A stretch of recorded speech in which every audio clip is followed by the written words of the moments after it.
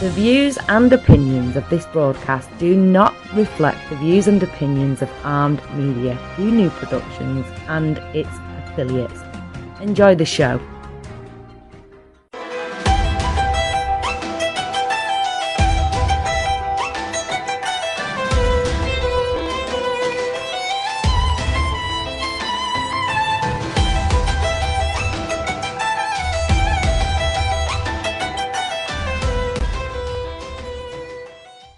You are tuning in to Let's Talk Careers with Sara. I'm aired every Wednesday at 10 p.m. Eastern Time. In this show, I talk about career advancement, resume revamps, interview expectations, how to stand out from the crowd, how to brand yourself, and skills you need to become a CEO. All of this is on Armed Radio online show, Let's Talk Careers with Sara, exclusively on TuneIn Satellite and the Armed Radio Network. Hello, and welcome to Let's Talk Careers with Sara. Tonight, I'm going to be talking about strategic job jumping. There are ways of getting ahead in your company, ahead in your career. It's just you have to follow some strategies in order to understand that there is a process to get there. Some use conventional strategies. That means you are waiting for a career ladder. You're starting from the bottom and then you are moving all the way up throughout the years. And there are other ways of getting the ladder. I consider it as a shortcut, as long as you know how to get to that role that you are looking for. I will start with modeling yourself after someone who is successful in order to transition from one role to another. Now, think of that someone that you are looking for to get into that position and you are looking to be mentored by that someone. So maybe they are in the workplace or in your family or even in the neighborhood. But you have to find that somebody who has made a successful transition from the old school way of working to embracing their identity as a free agent. Find someone who has what you want and find out how he or she got it. So this, by the way, works in all areas of life.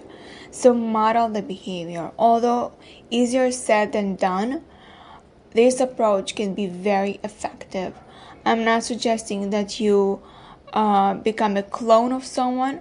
I'm suggesting that you pick out their brains, their traits that you really admire, and begin to incorporate them in your work activities. In some cases, if the person you admire is willing to help you along this path, don't hesitate in asking them to introduce you to their network of contacts or tell you where they buy their business outfits, or if they can recommend a great new business book to read. Now, I read an article once where the guy referred to his strategy as homos jobos hopos, which I've had thought of it first. The beauty of this way of managing your career is that it allows us as workers to maintain a competitive edge and our enthusiasm.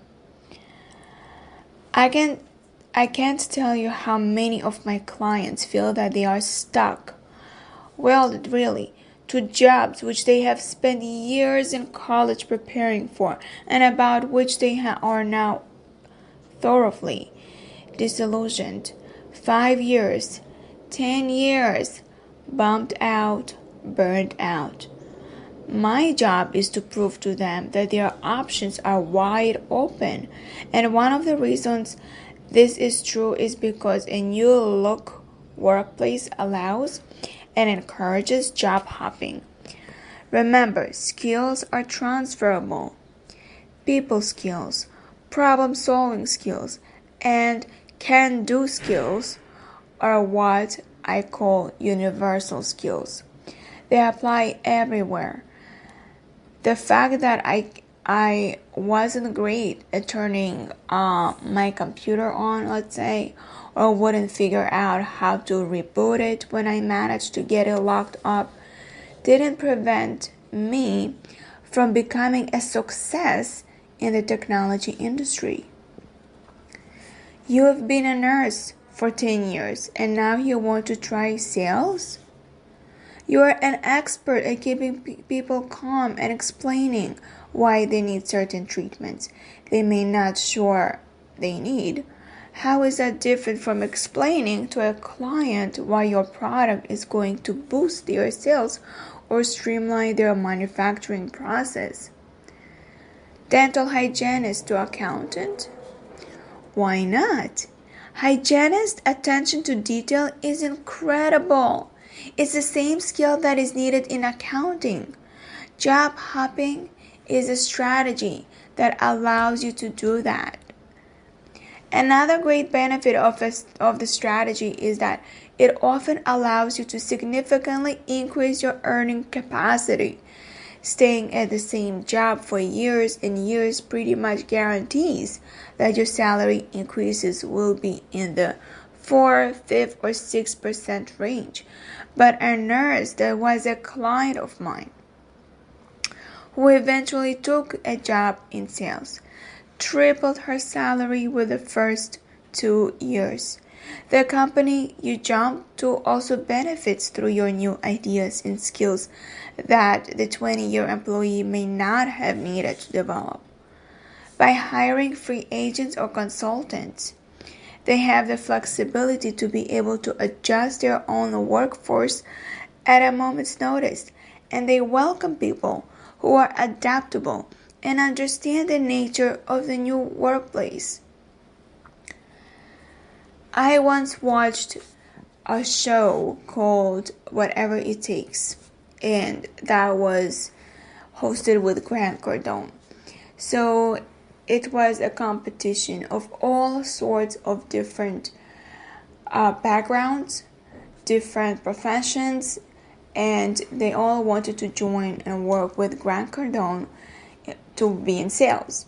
So there was a teacher who wanted to be in sales, and Grant Cardone admired and wanted to have a teacher in the team, someone who knows how to write perfect English, how to read thoroughly, like between the lines when there is a contract, let's say, someone that has a creativity, maybe creative writing that could be as a copywriter. He really wanted somebody in the team.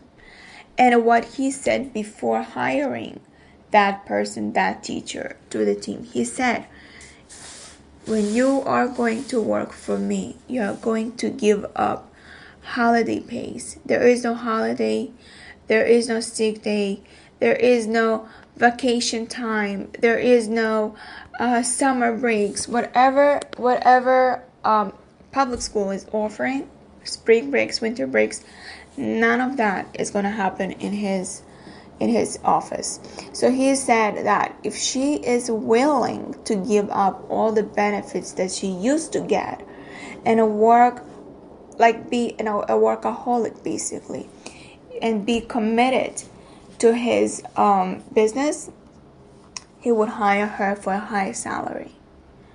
So my question to you, are you willing to give up all what you have in your old job, all the benefits, in order to go to a new job that pays you triple, double, whatever that is?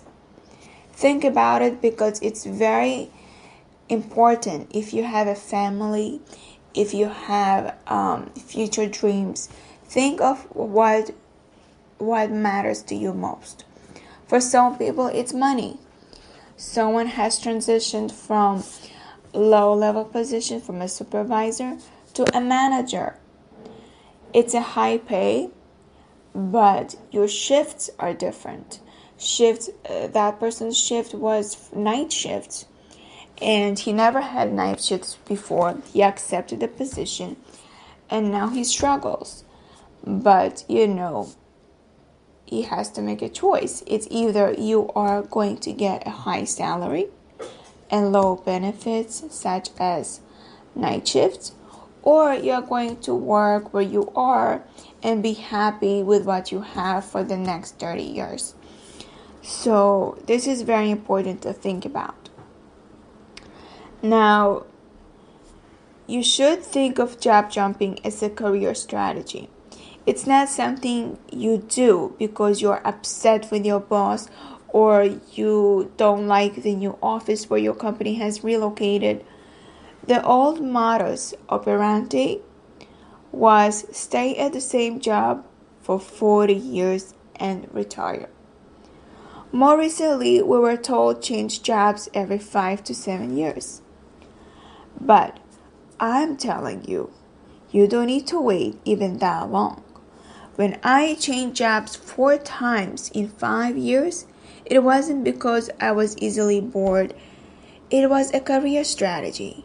During that short period of time, I tripled my pay, averaging an increase of almost 40% a year. It wasn't just about more money. It was also about getting new assignments and more responsibility. Interestingly enough, not one of my new employers asked me why I changed jobs so often. Part of that was because I came to the interview well prepared. But another part of it was because my attitude fit so well with the company philosophy. Identity and target what the hot industries are and what top companies are within the field that interest you. So here is a list of the top 10 growth industries for the year of 2020. Okay, high tech, communications, business services, medical pharmaceuticals are always on demand. Electronics, financial services, healthcare are really, really on demand. No matter where you go, what country you are in, they're on demand. Manufacturing, consumer products, and media and entertainment. These are the 10 industries, I can say, that are high in demand. Now, you don't want to be in an industry that's going downhill, like the carbon paper business. You don't want to join a company that's going downhill and the only way you are going to avoid them is to do your research. Part of your research can include networking. It's an old conventional technique that stood the best of time, but it still works. People talking to people. Don't be afraid to ask questions. What's available? Who's available? When? Join an industry organization. Okay, go to career fairs. Talk to business leaders. You should always be networking, talking about what's going on in the market, staying current with industry trends, introducing yourself to people in the know. Now that you have targeted the industry you are interested in and the company you want to work for, use your favorite search engine to cruise the internet for specific information about them. Read the available publications. Your local library or a favorite bookstore that can help you identify the best sources, or query people you respect in the business community about how they keep up on speed on the latest happenings in their industry. Steer clear of the conventional answer the one ad. Send the resume technique. You'll go farther and make a better impression if you do your research. Identify an industry, target a company, and present a mini business plan that describes what you will be able to bring to the dance. So the mini business plan, if you remember, another word for it is the proposal. I've spoke about it a couple of weeks ago in details about how important to have a proposal. If you have missed my previous shows in previous weeks, then you can go on Facebook, Let's Talk Careers with Sara, and you can hear the recording of it, the replay. Now we're going to go to market yourself to the target industry. Just a brief mention because it is very important how you market yourself. And in today's dynamic, fast-moving, ever-changing workplace, you cannot sit back and wait for the mountain to move your way. Take your bones to the mountain. Brother and sister, pack the right equipment, shoes, mini business plan, backpack, research, granola, and start your ascent. The next step is winning the great job. You have written your job proposal and your mini business plan, done your research, topped it off with a great interview by stressing that you are going to be able to do for the company, thereby differentiating yourself from the competition who are trying to find out what the company is going to do for them. And so, the job is yours. The next step is strategic job jumping, is to have an immediate positive impact on the job. At one time, there was plenty of time to make your mark. There were year-long training programs, sometimes lasting even 2 years. And you weren't expected to be productive right off the bat. But not today. What companies want is someone who is an immediate player, someone who brings value to the table from day one. You've got your plan. Go ahead and put it into action. Your initiative and productivity increases your own value too. So that when you get ready to make your next move to job jump, you leave with a track record that sparkles with accomplishments. The prospective employer can see how quickly you came up to speed and made an impact at what will soon become your old company. Since you are using job jumping as a career strategy, moving everyone to 3 years, you don't have time to loiter at the fringe and drift slowly into the organization.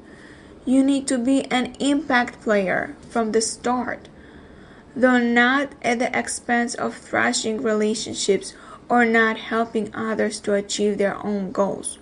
Remember, a high tide raises all boats. It's not necessary to climb the ladder using discarded buddies as rungs. You can get ahead without being ruthless. Whenever possible, involve your team players in all important decisions, like how to improve certain workflow processes, or how to get a project done on schedule, or what hours the store should stay open. You will probably enjoy how teammates will respond when asked to participate in decision-making discussions. There is no need to take credit for everything your team produces either. So managers have a way of knowing who is doing a bulk of the work, who is driving the project, and who is along for the ride. Carving out a special kingdom for yourself will eventually lead to a very lonely existence. At one time, building an empire of your own was a strategy that worked. If you hoarded all the marbles, you could dictate who could play. But today, companies want team players, people who know how to work well with others and get things done. If you see a problem developing quickly, present a proposal to management detailing how you would solve it. They may not accept or act on your proposal. They may not even acknowledge the problem. but I guarantee you, they will be impressed with your approach. Today's bosses don't just want to hear, "I think we've got a problem." While they are interested in the potential dilemma, they are even more interested in a possible solution. I used to tell the people that worked for me not to come to me with a problem unless they had thought of at least one way to solve it. In writing, if you please, as a proposal. And I'll give you another example. When I had a manager that was having a conference, and she wanted to hear everybody's voices, like how the company should be better, what you don't like about the company, and let's just brainstorm whatever we have and discuss about it. So everyone were expressing their own feelings about it, and she only heard complaints. And she said, "Okay, how are we going to solve it? What should be done?" So, and that what employees were kind of like bummed out because they were not expecting that question. But she said, if you have a complaint, also have a solution for it. Don't just come and complain and voice out your things. Just also have something to the table to bring and say, okay, maybe we should do it this way, maybe we should do it that way, and not just hear a complaint. So that's something that if you don't have meetings in your work, you can just write it in writing. Now, the last step in the job jumping strategy is to start looking for your next position. In fact, I advocate that you always be looking for your next deal. Maybe not actively sending out resumes and scouting parties, but always researching, always networking, always looking for the next opportunity. And it's absolutely imperative that you leave your current job when you are on top. Leave at the crest of the wave, not the trough. Leave when you are the star, when you have just won the award as the Employee of the Year, and finish the year at 150% of a quota. If you are a ball player, you don't test the free agent market after you have hit 250 and had a terrible year in the field. The philosophy works the same way in business. Leave just after they have ticket tape parade in your honor. You will be in such demand that you will have your pick of companies wanting you to come score for their team. Remember that this is a career strategy. It's a way to stay current, to have more freedom, to meet new challenges, and to have more fun. Don't ever forget the fun factor. It's how you're going to move quickly into the better jobs with the bigger compensation packages. We'll take a break and I'll be right back. Found a place to celebrate? But wait, you are missing a sweet table.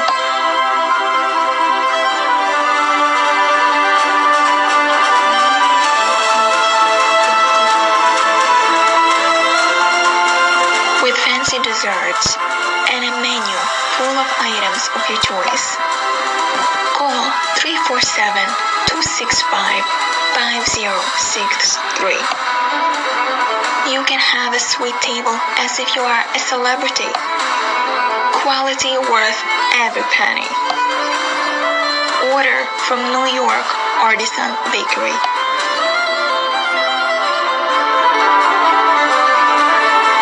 Want to win your party? Call 347-265-5063. The next thing that I want to talk about is it's very important also to become an independent contractor or consultant. Everyone is a business, including you. An independent contractor can either work full-time at a customer's site or be a home-based or small office-based business. In recent years, the later way of contracting has become extremely popular. Telecommuting isn't just something we wistfully dream about. It's a vibrant reality in today's market. There are some business analysts who forecast that in a few years, a third of the workforce will be telecommuting.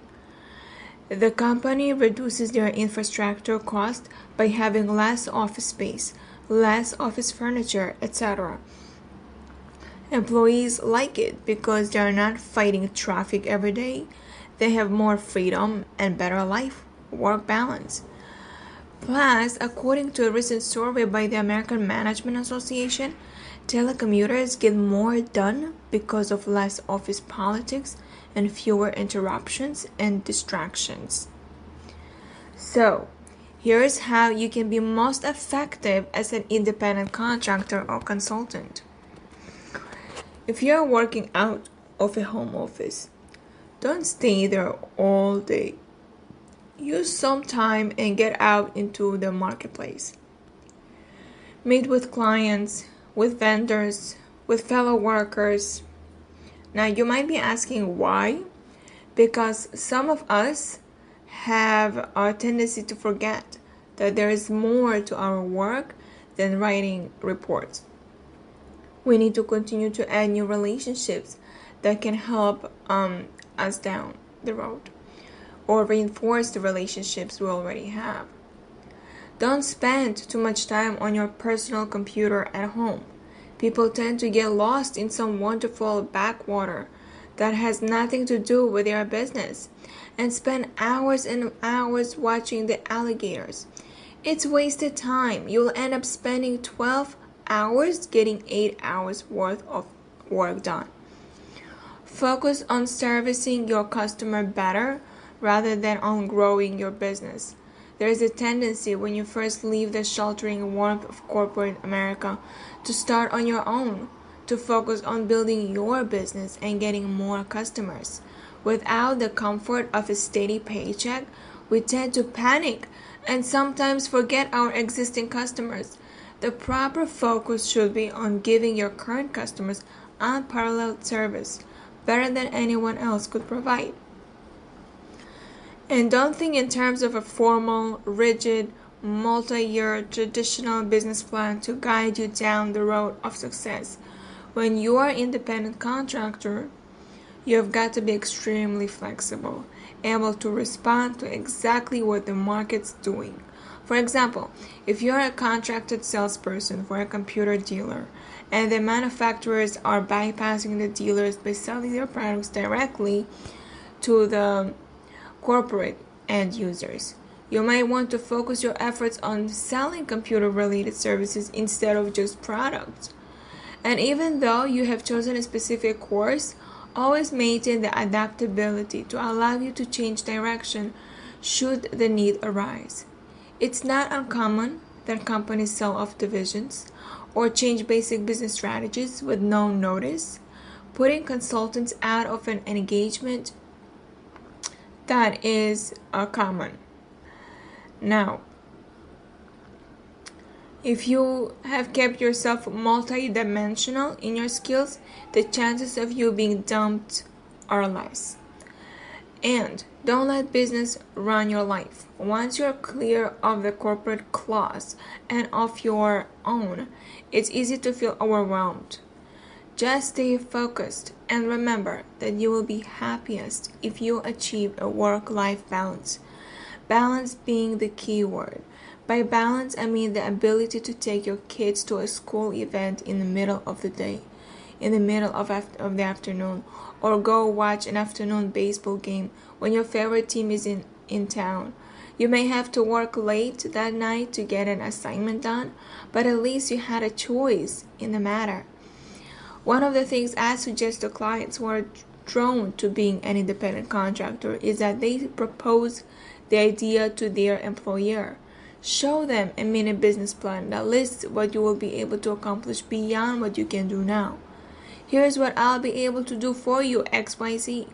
You'll probably be surprised on how many companies will be open to giving your proposal a go.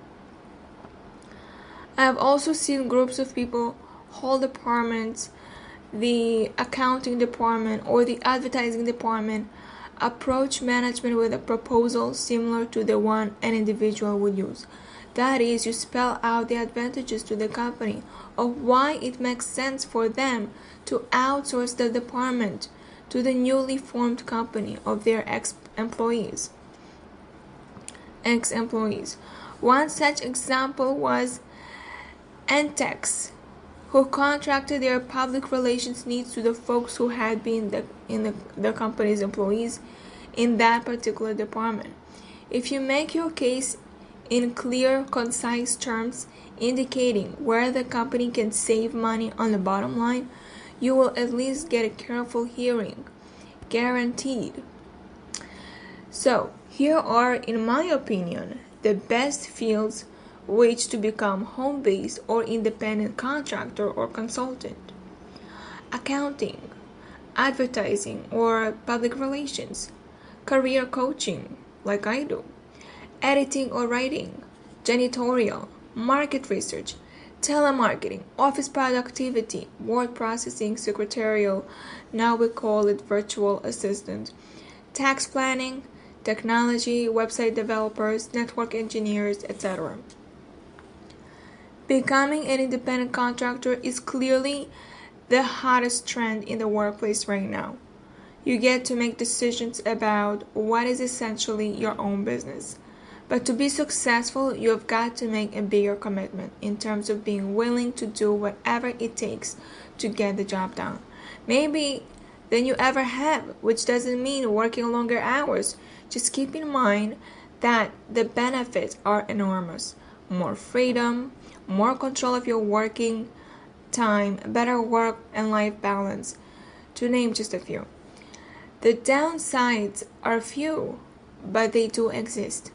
The first is that you may not get a paycheck every 2 weeks, although independent contractors make an average of 40% more than salaried workers. If that makes you nervous, factor it into your decision. Second, you won't have the benefit package you once had. More and more insurance companies, however, are willing to offer great group rates to the independents. You may pay a little more, but it won't be much. Third, you won't have that office camaraderie. But just think, you also won't have to deal with that jerk who tells the awful jokes.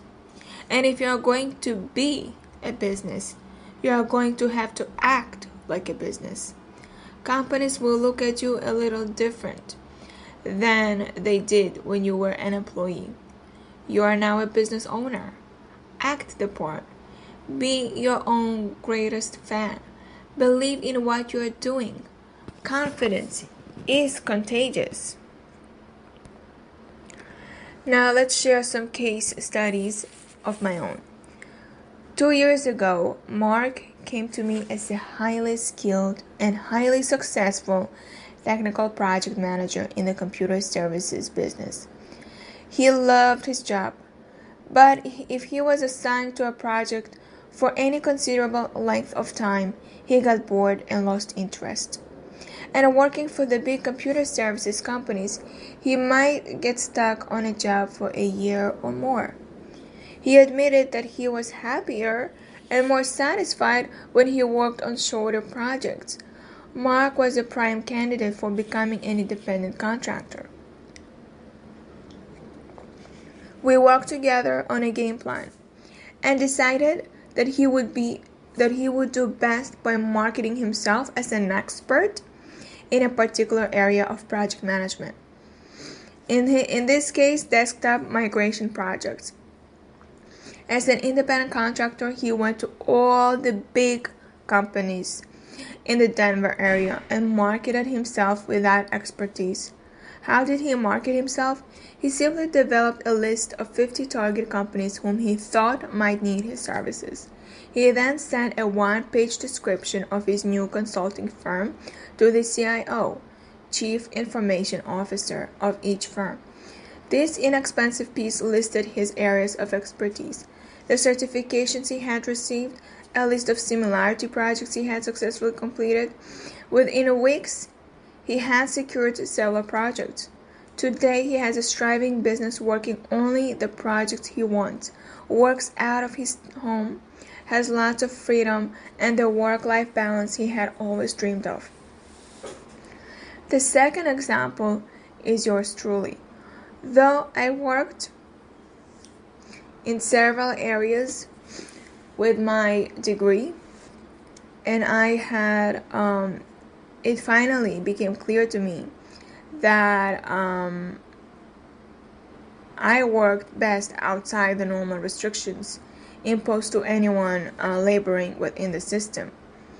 Through a process of self-assessment, identifying my strengths and my weaknesses, I decided that what I needed and wanted a job with far more freedom.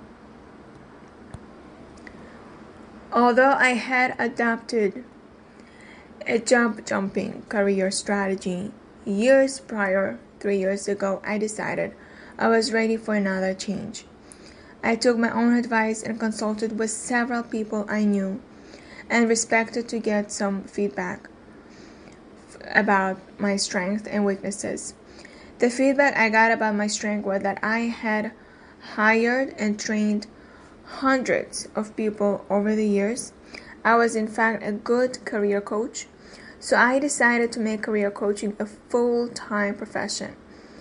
It would allow me to work out of my home and have the personal freedom to be creative without being hindered by a lot of policies and procedures. I knew there would be a risk involved in becoming an independent contractor, but it seemed more worthwhile than the risk involved in staying with the company. Although it wasn't part of my original vision to build a national company, I have now grown the business from one-person shop to over 300 coaches across the United States. We are now expanding the business into a 50 biggest cities and have built a state-of-the-art website to support the coaches and our clients. And guess what? Even though I loved working out of my home for a period of time, I have still been able to maintain some of the freedom and ability to do the work I want, even in the new company. Think about what is that you want to do. Create a strategy and then do it. Now, we'll take a short break and I'll be right back.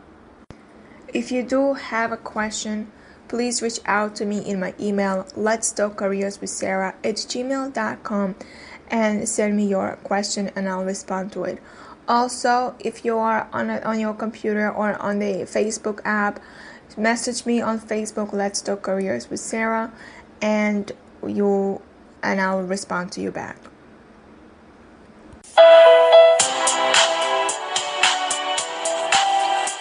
Hello, this is Sara Yusupov. Stop by my show, Let's Talk Careers with Sara, Wednesdays, 10 p.m. Eastern, where I will discuss about your dream job, career coaching, answering your questions regarding careers, exclusively on TuneIn Satellite and the Armed Radio Global Networks.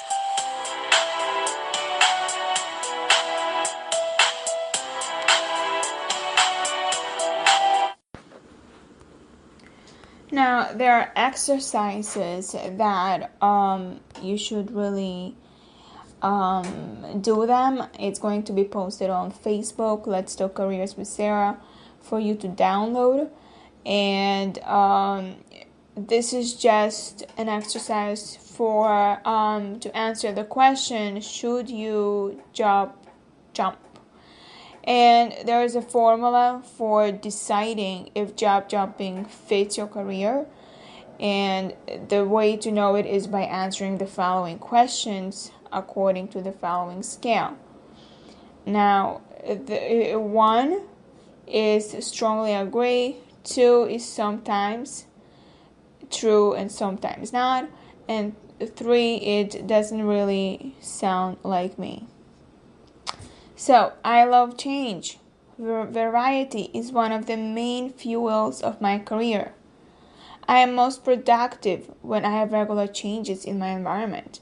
I am most productive when I have regular changes in responsibility. I am currently successful in my job and confident about my value to my current employer. I do not need to change jobs for any urgent reason. Financial crisis, change of location, avoiding the repo man, just got the boss's daughter pregnant, all of that stuff, okay? I enjoy marketing and branding myself, networking, and following through on leads.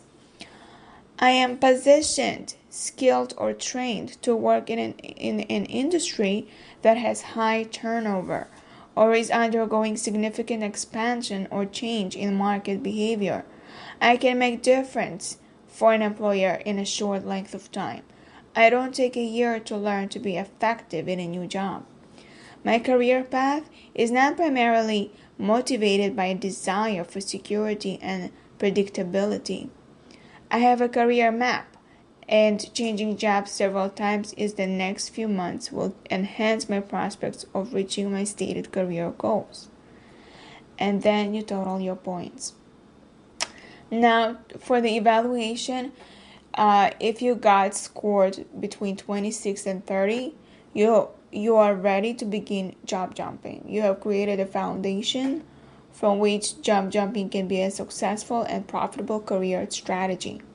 If you scored 18 to 25, job jumping is potentially a good strategy for you, but you are not quite ready yet. If you like the idea, begin to position yourself to become a hot commodity. Go back to my previous shows in order for you to see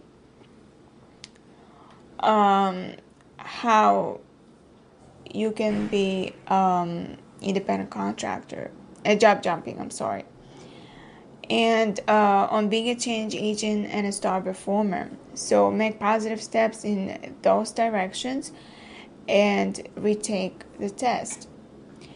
And if you scored between 0 to 17, find more traditional career paths. There are still some out there, and they represent a career strategy. Look for a company in a stable industry that values loyalty, retains workers by offering them a package of benefits that emphasize sensitivity and security.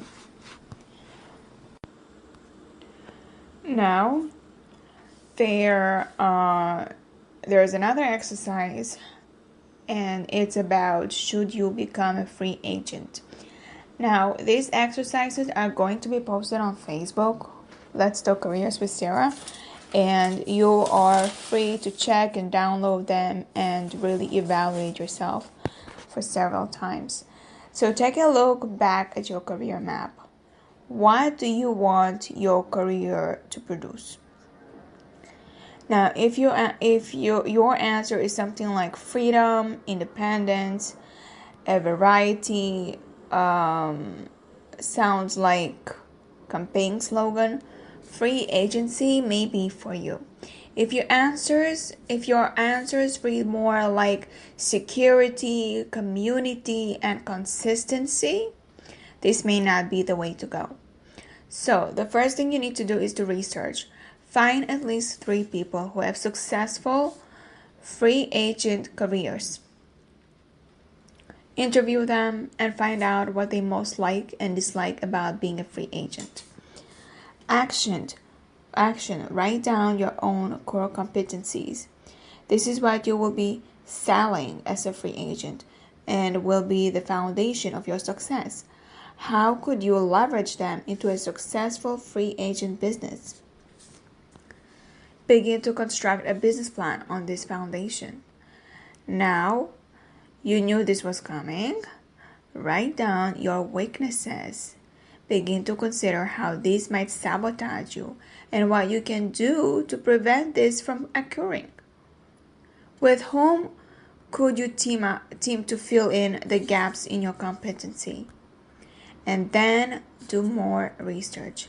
Go back to your free agent friends. Show them your preliminary business plan. Get specific feedback. Ask them what they would do if they were in your position. Find an inside coach in the industry you have targeted and ask them how you might leverage your core competencies to be of maximum value in that industry. Now, there is another exercise, and it's for introvert-extrovert paradox. There is a paradox about free agency. To be successful in any free agent field, you have to be able to market yourself, network successfully, find and land the work. So extroverts typically enjoy this aspect of the free agent career path. But being a free agent means being in business for yourself, which often leads to working alone much of the time. This appeals to introverts and often repels extroverts, which leads to this piece of advice.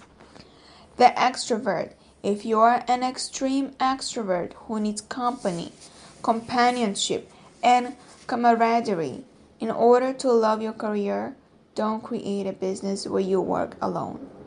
No matter how much money you make, you will hate the isolation. Look for partnerships, cooperatives, and other group free agent endeavors. If you are an extreme introvert, don't design a business that requires constant marketing, networking, and public visibility. You will avoid it, procrastinate, fail to sell your service effectively, and go broke as a result. Either hire an extrovert, such as sales or marketing person who can generate the work for you, or find a business where you have a contract which guarantees you enough work. Bottom line, free agency is like every other career path. That is not for everyone. It has to fit your personality and career aspiration to be successful. Entrepreneurship may be worshipped as an American idol, but so is being slim, athletic, and young. Your personality is what it is, just like your body type. Wishing it were different, I like to be muscular, 6 feet 2 tall, please, doesn't make it so. To be successful, align your career with who you are and what you want, and give up forever the idea of becoming something you are not in order to be successful in your career. Like marrying someone with the intent of changing them. It doesn't work. To evaluate whether you are an introvert or extrovert, so I recommend taking Myers-Briggs test. The introvert-extrovert distinction is one of the primary elements of that personality typing system. Most good books on the Myers-Briggs system will explain what introverts and extroverts need in order to succeed. However, to get most out of this test, I recommend you work with a career coach who is familiar with this technology and can help you to understand how it applies to you and your career choices. So no matter what you do, you need to have a career coach that can help you with every step for you to be successful. It's not something that I make it up. It is something that I see is needed. Here is a strange question. How do we get companies or prospective employers to chase us? Right? Novel idea, huh? So, well, believe it or not, the traditional pyramid of power is becoming inverted, and the worker is starting out to be king. Long live the king! In the early 70s, if you wanted to have a great job or work for a great company, you had to pursue them with a single-minded intensity that would have put Attila the Hun to shame. But because of the robust economy and a tight labor market, companies are actively chasing us. Why? The simple supply and demand dynamic that we talked about earlier in the show. There aren't enough great workers to go around. At long last, great driven, committed, talented people like you are in the driver's seat. About time, I would say. But don't be misled into thinking that just because of the balance of power has shifted, you are automatically going to get that terrific job or that big raise or that promotion or stock option. Even though there is a shortage of workers out there, there is still a highly competitive environment for the top positions. So there's competition. And one of the reasons for this is that employees are changing jobs a lot more often than they did, moving from company to company, job jumping, in search for new and better opportunities. The way to put yourself in the best possible light, no matter what your situation at your current job, is to market yourself as brand you. Tom Peters, the workplace futurist and author of In Search of Excellence, says that companies are finally beginning to realize that their soft assets, people, and intellectual properties are their most valuable assets. But if you note the star performers, the people who get the big raises, the advancements, and the stock options, they are people who have established an identity for themselves within the company. Think about what brand names have done for many companies over the years. There aren't too many of us who aren't aware of the Nike name, the logo, or the Just Do It slogan that gets with it. Think McDonald's and Tommy Hilfiger. Remember, that's what Sears means to the whole generation or two in the post-war years. You got it from Sears because it was reliable. If it is broke, they would come fix it. Value, trust, brand name recognition. The brand is a promise of value to be received. The same is true for people. Companies look at their employees in the same light. What picture do I get when I think of a brand? Frank? Reliable, energetic, hardworking. Helen, resourceful, a can-do person, takes initiative. In today's marketplace, you need to think of yourself as brand you, as the CEO of Me Incorporated. Everybody can do it. It's not limited to the so-called elite or the extrovert.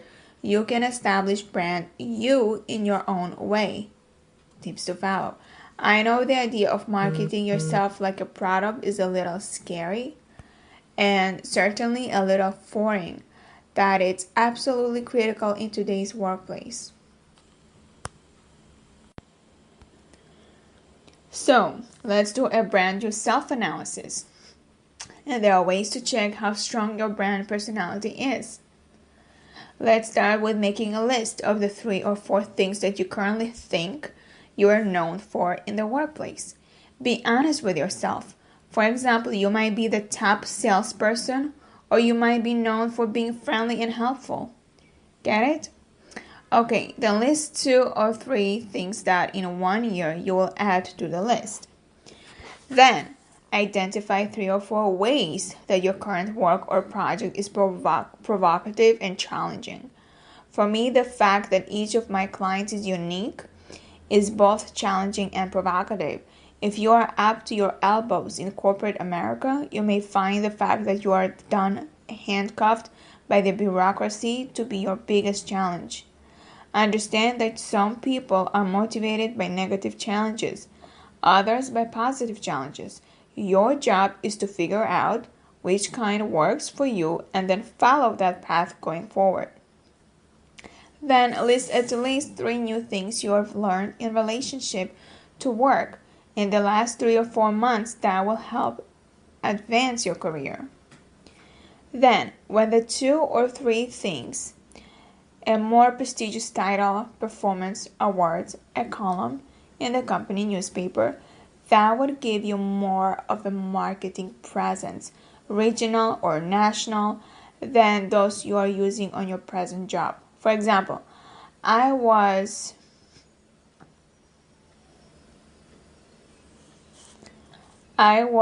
interviewing someone, and she was with Antex. That was in the year 2005. When she won an $80 million contract that got a lot of national exposure. And that's certainly a marketing presence. Then, list names of 5 important contacts that you've added to your Rolodex to your address book on your computer in the last 90 days. List 2 important relationships that you worked to improving in the last 90 days. What's the one thing you think you need to work on in the next 90 days to make your resume look better? So there you have it. 7 easy steps to do self-analysis of the current brand you. And this will be posted on Facebook. Let's Talk Careers with Sara.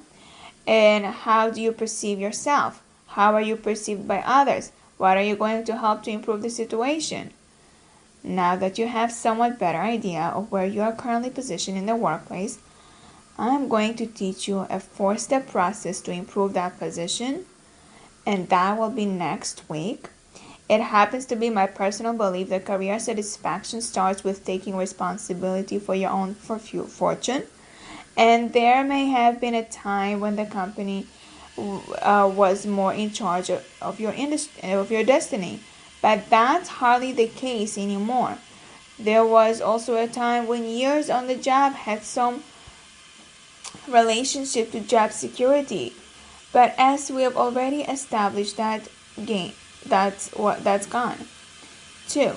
So companies today want people with problem-solving skills, creative skills, with the ability to integrate technology with people and interpret what customers need.